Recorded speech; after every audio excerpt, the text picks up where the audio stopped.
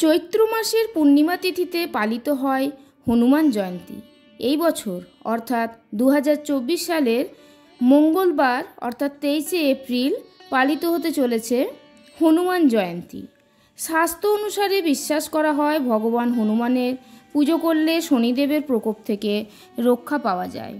তাই শনিদোষ থেকে মুক্তি পেতে হনুমান জয়ন্তীর দিনটি খুবই তাৎপর্যপূর্ণ। নমস্কার বন্ধুরা, জিয়া সিংহ ব্লগে আপনাদের সবাইকে স্বাগত জানাই। আর আপনাদেরকে অসংখ্য ধন্যবাদ আমার পরিবারের সদস্য হওয়ার জন্য।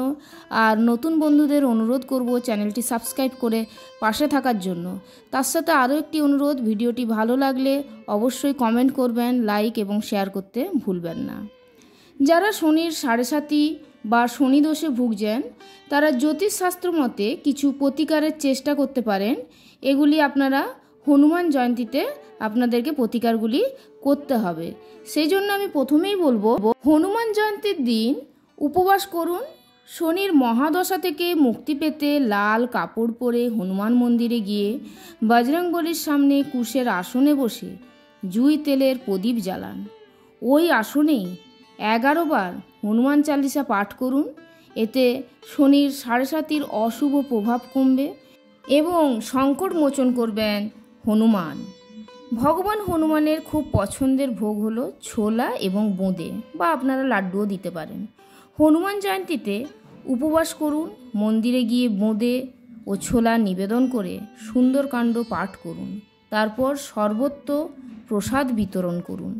এতে করে বজরংবলী প্রসন্ন হন এবং শনিদোষ সংক্রান্ত সমস্যাও দূর করেন, তার সাথে আপনার সুস্বাস্থ্যও বজায় থাকে। এরপর বলবো শনি গোচরের প্রতিকার। ভগবান হনুমানের উদ্দেশ্যে সিঁদুর, ছোলা ও জুঁই তেল নিবেদন করুন শনির সাড়ে সাতি থেকে মুক্তি পেতে। এছাড়াও 8টি বটপাতা কালো সুতোয় বেঁধে তাতে সিঁদুর দিয়ে রাম রাম লিখতে হবে। তারপর ভগবান হনুমানের কাছে সেটি আপনাকে নিবেদন করতে হবে। এতেও শনির সাড়ে সাতি থেকে মুক্তি পাওয়া যায়। এরপর বলবো শনির অশুভ প্রভাব কমাতে কি করবেন। শনিদেবের অশুভ অবস্থা থেকে বাঁচতে হনুমান জয়ন্তীর দিন হনুমান মন্দিরে গিয়ে জল ভরা নারকেল বজরংবলীর সামনে নিজের মাথা থেকে পা পর্যন্ত 7 বার ঘুরিয়ে ভেঙে ফেলুন। এরপরে ঘিয়ের প্রদীপ জ্বালিয়ে ওম হন হনুমতে নমঃ এই মন্ত্রটি 108 বার জপ করুন এবং তার সাথে করতে হবে সুন্দরকাণ্ড পাঠ। এরপর বলবো শনির দোষ থেকে মুক্তি পেতে কি করবেন। ভগবান হনুমানকে লবঙ্গ এবং পানের সঙ্গে কাঠবাদাম নিবেদন করতে হবে। এরপর একটি কালো কাপড়ে অর্ধেক বাদাম নিয়ে বেঁধে ঘরের দক্ষিণ দিকে লুকিয়ে রাখতে হবে। এরপর কোনো শনি মন্দিরে গিয়ে পুজো দিতে হবে। নেক্সট বলবো সাড়ে সাতির দোষ কাটাতে আপনারা কি করবেন। হনুমান জয়ন্তীতে ভগবান হনুমানের সামনে সর্ষের তেলের প্রদীপ জ্বালিয়ে তাতে 2টি লবঙ্গ রাখতে হবে। পরে হনুমানজির আরতি এবং হনুমানাষ্টক পাঠ করতে হবে। এছাড়াও গোলাপের মালা, লাল ফুল, লাল চন্দন ইত্যাদি লাল দ্রব্য আপনাকে হনুমানজিকে অর্পণ করতে হবে। এই বছর অর্থাৎ 2024 সালের 23শে এপ্রিল হনুমান জয়ন্তী পড়েছে এবং এই দিনটি মঙ্গলবার হওয়ার কারণে দিনটির গুরুত্ব আরও বেড়ে গিয়েছে। হনুমানজির জন্মবার্ষিকী হিসেবে প্রতি বছর পালন করা হয় হনুমান জয়ন্তী।